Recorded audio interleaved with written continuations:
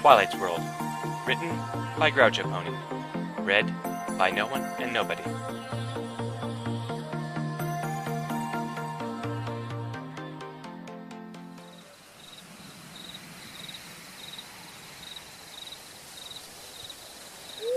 Chapter 7, Night Watch.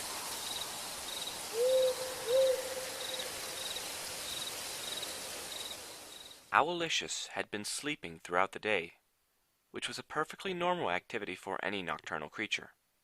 However, in Owacius's case, he had been especially tired after a busy evening of helping Twilight.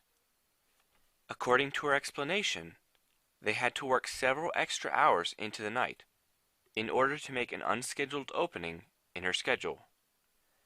This was all according to her secret schedule, the one that the reptile did not know about, which detailed her plan for working in secret on the reptile's birthday gift. So it was no wonder that Owacius had slept through all the fuss over Twilight's disappearance earlier that afternoon. To be sure, the commotion during the afternoon had briefly roused him from his slumber, but he was used to the noisy goings-on of ponies, and had merely closed his eyes to go back to sleep again. Having rested sufficiently throughout the day, Owacius woke up at his accustomed time, shortly after sundown. He was just contemplating taking a short excursion to find himself a tasty breakfast bowl, when his thoughts were interrupted by the arrival of several ponies into the library. Owacius recognized the ponies as Twilight's friends, of course. These ponies were regular visitors, so Owacius made nothing of their arrival. The short reptile, too, was also a standard feature of the library, and engendered no further interest from him. The two ruling diarchs which followed the ponies in were, however, something out of the ordinary. "Hoo!" he hooted softly under his breath. Owacius, being the intelligent bird that he was, made note of the fact that Twilight was not among them. Curious, he delayed his breakfast, hoping to discern what was transpiring. Perched quietly in a corner as he was, none of the ponies paid him the slightest attention. He listened as the ponies discussed splitting up to search the library, though for what he did not know. If they had asked him, he might have been able to help them in their search. As it was, all he could do was listen and observe carefully. A chance comment from the large white pony, Princess Celestia, immediately caught his attention. Something had happened to Twilight? To his pony? Owacius was disturbed upon hearing this, though there was not the slightest change to his demeanor. Remaining quiet upon his perch, he essayed to overhear further details. Owacius knew that whatever one pony discovered would soon be communicated to the others. Soon, his hunter's patience was rewarded as the large white pony, Princess Celestia, re-entered the room to announce something of interest that had been found in Twilight's study. Once all the others had left the library proper and ascended to the study, Owacius unfurled his silent wings and flew even higher up through the central space of the tree, up to Twilight's bedroom. A set of stairs led down from her bedroom into the study. Silently alighting upon the topmost step of that stairway, he was able to observe most of what was taking place below him in the study. From his vantage point, Owacius noticed the Pink One was carefully scrutinizing everything in the room. He settled down to await developments. Perched there upon the step, listening to the ponies argue inconsequential details, he recalled how he had started his association with Twilight. Owacius was a clever bird with a keen eye for the tiniest details. Not so unusual for owls in general, but Owacius had gone a step further than most owls. Perhaps it was because he noticed that the mice were more plentiful near the pony habitations, or perhaps Also, he had cultivated a genuine curiosity about ponies. Either way, he had become proficient in understanding their speech, and he had even taken an interest in reading over the shoulders of young foals as they learned their letters. One newly arrived pony in particular had captivated his interest, as he often noticed it staying awake long into the night, and he wondered if it was a new breed of nocturnal pony. Obviously, the color of its coat was one more suitable for the night. It had been late one blustery and moonless night that, while checking out his nocturnal pony, he heard a muffled cry of disappointment come from inside the big tree where it lived, even as a piece of wind-driven parchment flew past him. It may have been instinct which prompted him to pursue that fluttering sheet of parchment, but it wasn't instinct which inspired him to return it to the pony that had lost it. He was, in fact, hoping to interact with his nocturnal pony. Returning the scroll of parchment was something that was easy to do. Returning with the scroll, he found an opening into the pony's tree and set himself down as close as possible to the open window, just in case. Unfortunately, the nocturnal pony was so agitated it did not even notice his presence. Eager to be noticed, Owacius called out with a sharp "Whoo!" and laid down the scroll. The pony stood there, frozen, staring at him. Feeling slightly disappointed with the results of his attempt at interacting with the pony, he turned around and started beating his wings. "Wait!" the pony called out. Immediately, he settled back down again. Could it be that the pony wanted to interact with him after all? "Don't go! Don't be afraid!" the pony added. At those words, Owacius turned around and observed the nocturnal pony approaching him. "Thank you for returning my scroll," she offered. The simple acknowledgement thrilled him. "Ooh, ooh," he replied politely, acknowledging his pleasure at meeting the mare. His thanks, however, were interrupted by a sudden blast of cold air coming in through the window. "Woohoo!" he exclaimed, shivering. It was time to go hunt up some food to keep himself warm through the cold night. However, the nocturnal pony was not done with him yet, for she said, "Gosh, it's cold tonight." He could only agree with that. "Say, would you like to relax in here and keep me company while I work?" "Whoo, whoo!"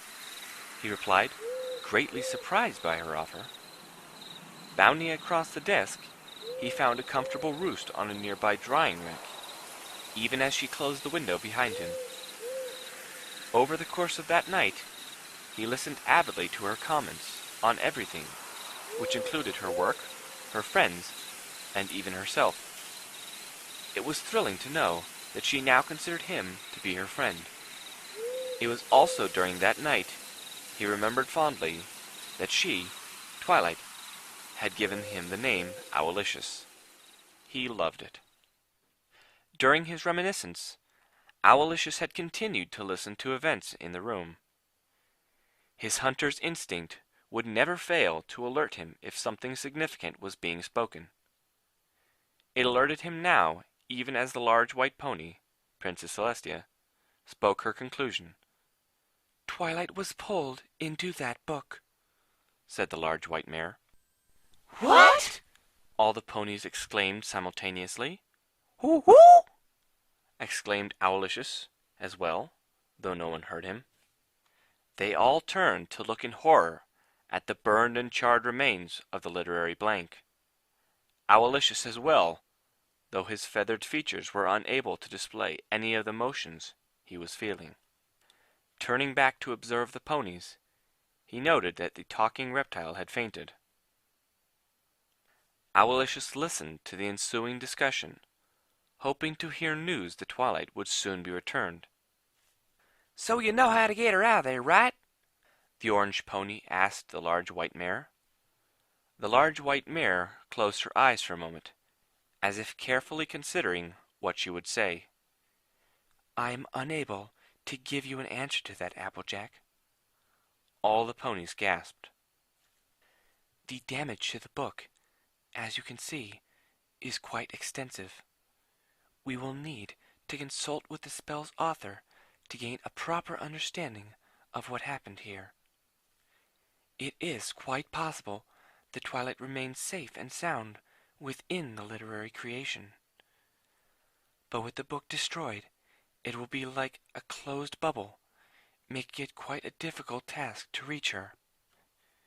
We must also consider the possibility, however unpleasant it may be, that Twilight did not survive the destruction of the book. What? No way! Oh, please, now, No. just hold on there, rang out a chorus of replies.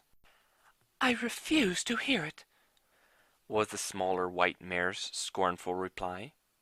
Twilight is the most resourceful and determined pony that I know. She would never allow herself to become immolated by some paltry book. Of course, my dear Rarity, neither do I believe that such a fate befell Twilight. I merely mention it as a remote possibility that needs to be investigated as well. Rest assured, though, that Luna and I shall not give up until we have found our fourth princess. Well, what do we do now? Asked the pink mare, her mane now hanging limply. Owacius thought that this was a very good question. For now, there's nothing you can do. Luna has already departed on a mission to find the creator of the literary blank. It is vital that we obtain that pony's cooperation. Maybe we can help you find that pony, offered the rainbow-maned pony, repeatedly smacking one hoof into another. Why the blue mare did this, Owacius was not sure, but he suspected it portended violence of some sort. No, your help will not be required, Rainbow Dash. Luna's search will be quite thorough, replied the large white mare. Groaned the talking reptile, who was finally waking up from his faint. Twilight! He called out anxiously, as he sat up abruptly. A golden light surrounded him as the large white pony levitated him over to her side. Until further notice, no one is to disturb this room. It shall remain untouched until we can bring appropriate resources to bear. To that end, this library remains closed until our investigations are complete. Spike, since Twilight is currently unable to look after you, you will be returning with me to Canterlot. What? No! I want to stay and help look for Twilight, protested the Spike. Owacius finally consented to think of him by his proper name, out of consideration of the deep attachment to Twilight that they both had. You can't stay here, Spike. The library's closed, explained the orange mare. I could stay with one of you guys, a desperate Spike countered. Oh, Spike, began the little white mare. Under any other circumstances, we would be happy to look after you for a few days. But at this time, there is nothing any of us can do for Twilight. It is in Princess Celestia's hooves now. We all have our work to try and keep our minds busy while we're waiting. But what would you do with yourself if you stayed here in Ponyville? When you have nothing to do, and you aren't even allowed to enter the library? Indeed, Spike, you will be able to help by assisting in my research on the spell back in Canterlot. Twilight has stated that you have become quite the able assistant, the large white pony, Princess Celestia, confided to him. Owacius had heard enough. He now knew what his task would be. The room where Twilight had disappeared needed to be guarded, and he was the perfect owl for the task. He would keep a watch on the room during the long hours of the night, making sure that nothing untoward happened. Not even a mouse would disturb even the slightest scrap of paper. Taking to the air on nearly silent wings, Owacius powered his way upwards, towards the observatory platform.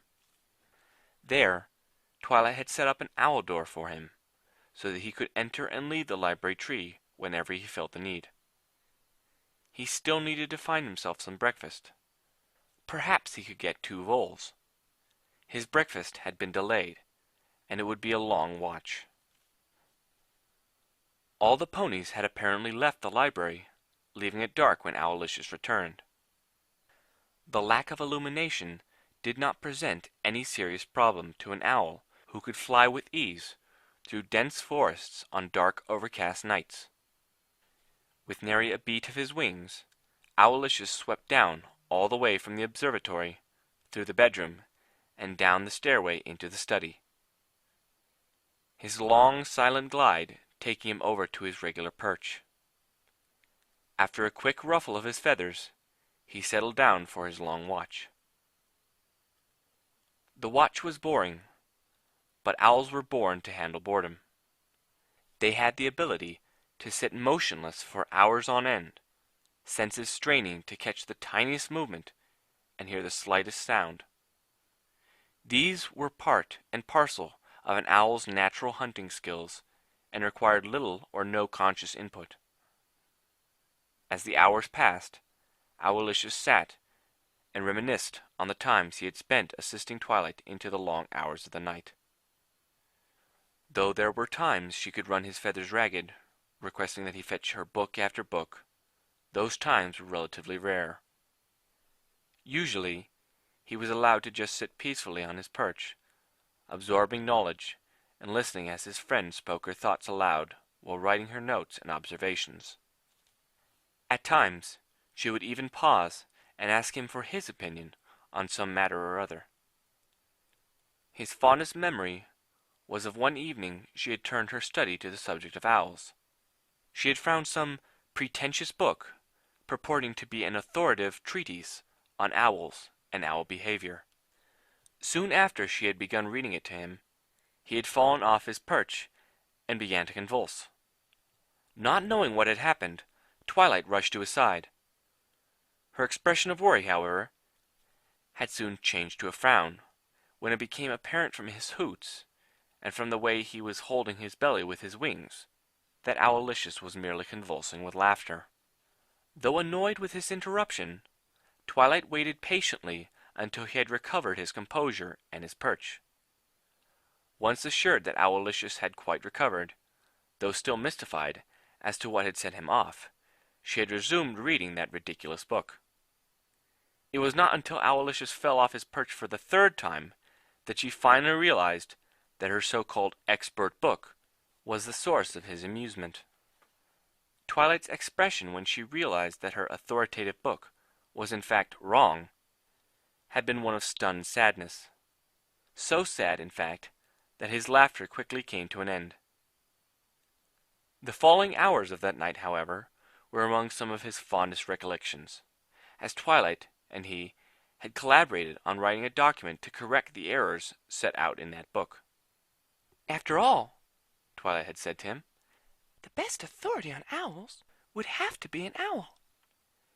many hours had passed, and nothing disturbed either the room or the night. Owacius was feeling smug about his skills at guarding the room when a faint flicker caught his eye.